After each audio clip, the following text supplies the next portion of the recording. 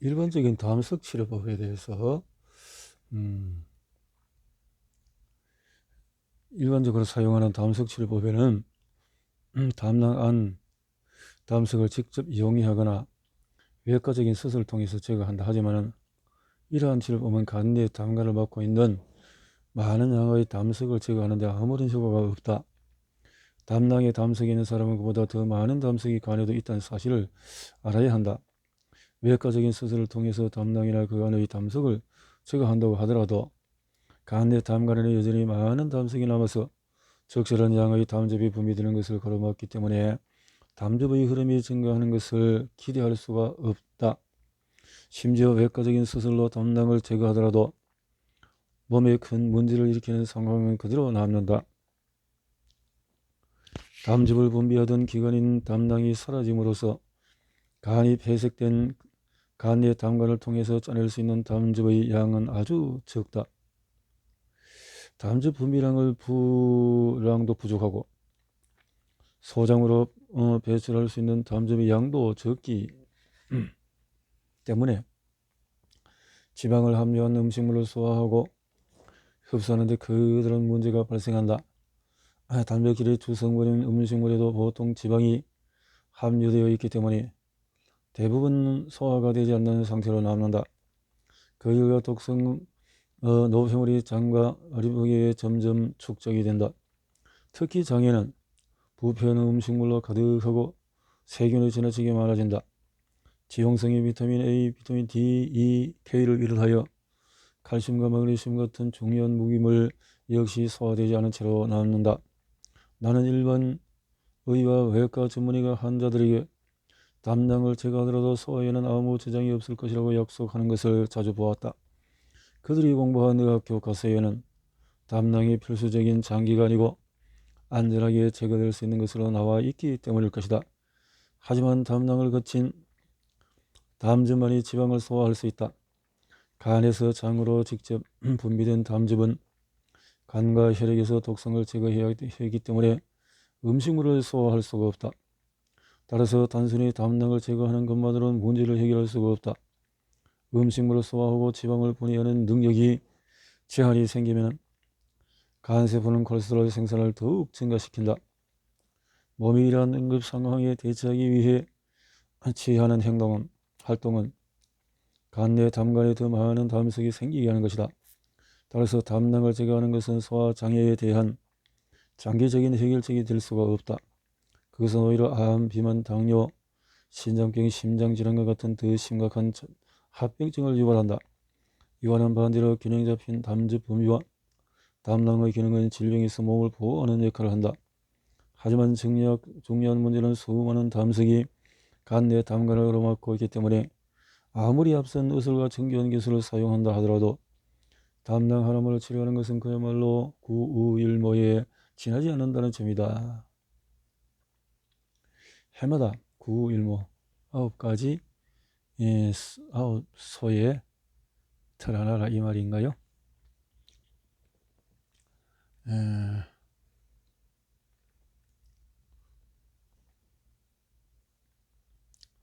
해마다 수백만 명의 사람이 담낭에 생긴 담석을 치료하기 위해서 주류 의학이 가장 일반적인로 추천하는 해법을 따른다. 그것은 바로 외과적인 수술을 통해서 담낭을 제거하는 것이다. 의사들은 담낭을 제거하지 않으면 생명이 두렵다고 하는 엄중한 경고도 빠뜨리지 않는다. 이는 사람을 협박하여 자신이 원하는 대로 좋은 의사는 환자에게 절대로 일시적인 해결책을 선택하도록 강요하지 않는다. 담석 이용의 요법은 증상의 정도나 빈도가 심하지 않거나 환자가 수술적인 치료를 원하지 않으면 담석을 이용해야 한다는 여러 가지 약물을 사용한다. 외견성으로 담즙염이 포함된 약물을 사용하여 담석을 서서히 이용해야 하는 것은 매우 좋은 생각이다. 이때 주로 사용하는 약물은 퀴노디옥시콜산, 우르소데옥시콜산이라는 것이다. 주로 우르소데옥시콜산을 사용하고 퀴노디옥시콜산을 병용한다. 아래의 형태의 것을 12에서 24개월 정도로 복용하면 담즙의 콜레스테롤 수치가 떨어지고 담낭 안에 있는 작은 담석이 용해된다. 하지만 모든 경우에 효과가 나타난다고 보장할 수는 없다. 1992년까지 이러한 치료를 받은 환자 중에서 약 2,000명을 대상으로 메타 분석을 한 결과가 있다. 이에 따르면 페노디옥시콜산을 사용한 경우에는 18.2%, 우르소데옥시콜산을 사용한 경우에는 37.3%, 두 약물을 동시에 사용한 경우에는 62.8%의 환자에게서 담석이 완전히 용해되었다고 한다. 우르소데옥시콜산과 달리 페노디옥시콜산을 사용한 경우에는 종종 심각한 설사가 발생하는 부작용이 있었다. 우르소데옥시콜산을 사용하여 담석을 성공적으로 용해했더라도 30에서 50%의 환자들이 5년 안에 재발했다. 최초의 담석의 개수가 많았던 환자일수록 재발률이 높았다. 게다가 담주위험에 의해서는 단지 콜레스테롤 담석만 용해할 수 있다. 따라서 심각하게 석회화된 담석이 있는 경우에는 약물을 사용하여 용해하는 것이 매우 어렵다. 최근에는 카테터라는 가느다란 관 모양의 기구를 이용하여 담석 용해제를 담낭에 직접 주입하는 방법을 쓰기도 한다. 이 방법을 쓰면 담낭에 있는 단단한 담석을 좀 더 효과적으로 용해할 수 있다. 하지만 정작 중요한 문제인 간에 축적되어 있는 부드러운 담석은 해결하지 못한다. 이러한 치료법의 수반이 되는 부작용이 무엇인지에 대한 과학적인 연구는 아직 충분하지가 않다.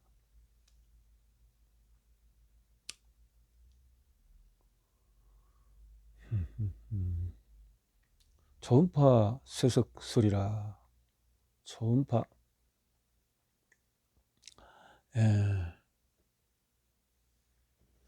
다음에 있는 여러 가지를 수어내기 위해서 어떻게 해야 되냐.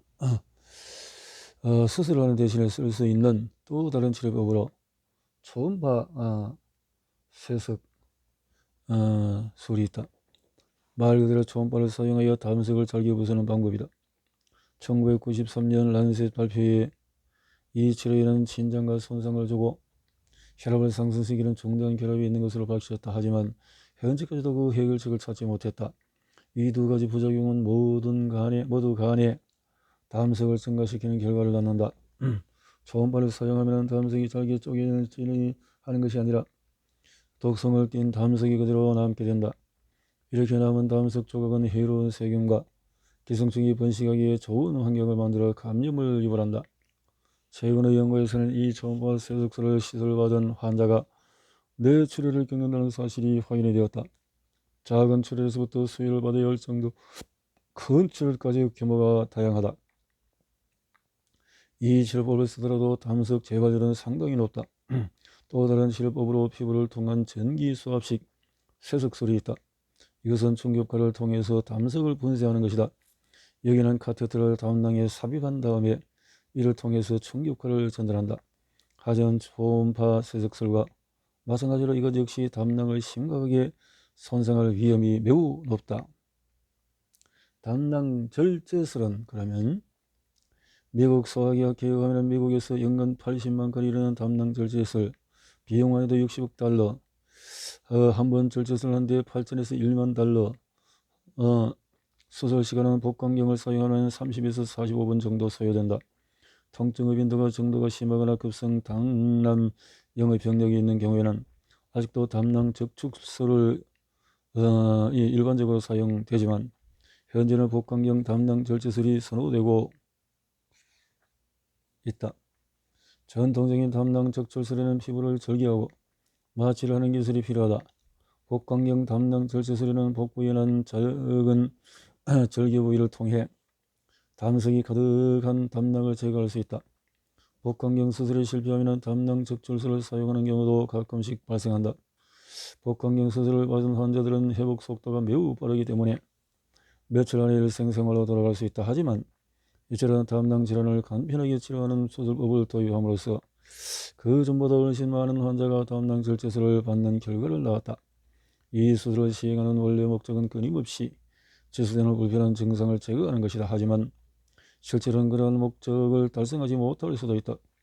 2011년 의학 전문지 임상위정병과 간장병학에 발표된 연구에 따르면 담낭 절제술을 받은 환자의 50%에서 복부 통증이 지속되었으며 의사에게는 어떤 환자가 이 수술을 받으면 효과를 볼지 판단할 수 있는 더 나은 방법이 필요하다는 사실을 인정했다. 이 연구의 주요 필자인 메이어 클리닉의 존슨 티슬 박사는 다음과 같이 말했다. 담낭 적출 수술을 시행하는 횟수를 고려해 본다면 이 연구는 환자로 하여금 수술을 선택하도록 할 때 그의 구체적인 병력과 증세를 확인하는 것이 매우 중요함을 강조한다.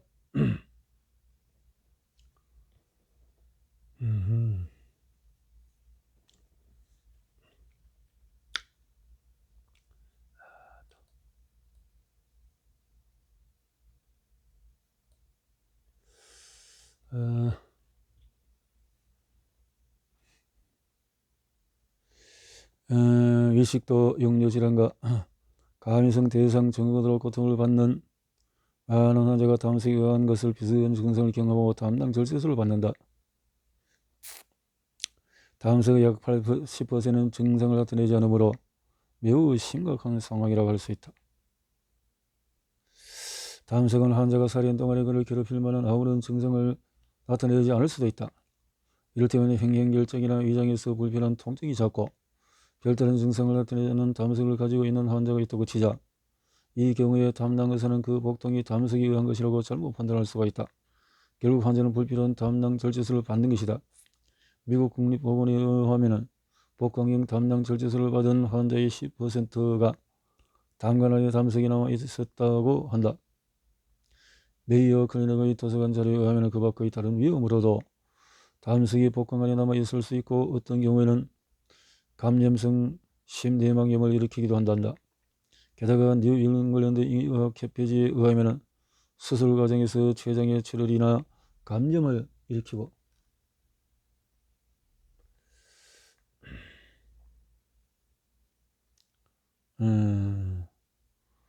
약 1% 환자가 이러한 부작용 때문에 목숨을 잃을 위험이 있다. 담관의 손상은 복강경 담낭 절제술을 도입한 이래 급격하게 증가했다. 담낭 절제술의 86%가 복강경 수술로 진행되는 캐나다의 온타리오에서는 1990년 이후로 이 방법이 표준 수술법으로 자리 잡았다. 이후에 담관이 손상된 경우가 300% 이상 증가했다고 한다. 300%. 어떤 방법으로도 안 된다는 거죠. 간에서 담즙이 여전히 적절하게 분비되지 않거나 더욱 악화되면서 담낭 질환보다 더 심각한 문제가 발생하기도 한다. 다음 장에서는 고통 없이 안전하고 효과적인 담낭과 간에 있는 담석을 제거하는 방법을 소개할 것이다. 안타깝게도 이미 담낭을 제거한 사람이라도 간 청소를 통해서 엄청난 효과를 볼 수가 있다. 간 청소를 마친 뒤에는 육류 생선들, 고기, 치즈, 우유 같은 동물성 단백질뿐만 아니라 튀김이나 기름진 음식을 삼갈 것을 강력하게 권한다. 그렇군요. 강력하게